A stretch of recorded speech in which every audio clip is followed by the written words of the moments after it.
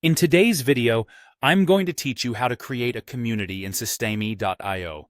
Whether you're just starting out or have been using this platform for a while, having a community space can really enhance interaction and collaboration among your users. I'm here to walk you through this straightforward process, and by the end, you'll have your community up and running. Let's dive in, and keep things simple, so you can quickly set this up in just a few moments. First things first. Open your preferred web browser and type in system.io into the search bar. This is the first step to launching your community space. Once you've landed on the System.io homepage, you'll need to either log in if you already have an account or sign up if you don't. If you're new, signing up is a quick process that will require some basic details and takes just a few clicks. After you've logged in, you'll find yourself on the main dashboard of Systemi.io.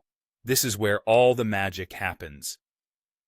From here, navigate over to the key sections that will lead you to community creation.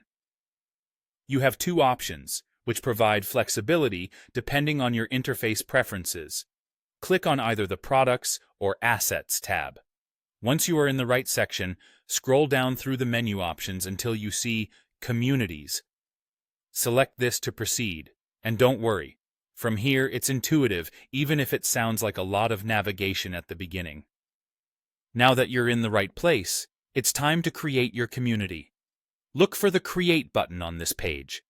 Clicking this button will open up a community creation pop-up window. This is where the design and foundational setup for your community starts to take form, and it doesn't require any complex steps. Systemi.io has streamlined this to make it really user-friendly.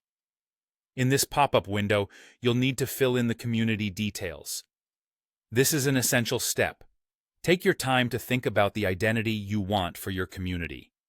You'll enter the name of your community, choose a domain, set your URL path, and if necessary, adjust the settings for post-approval.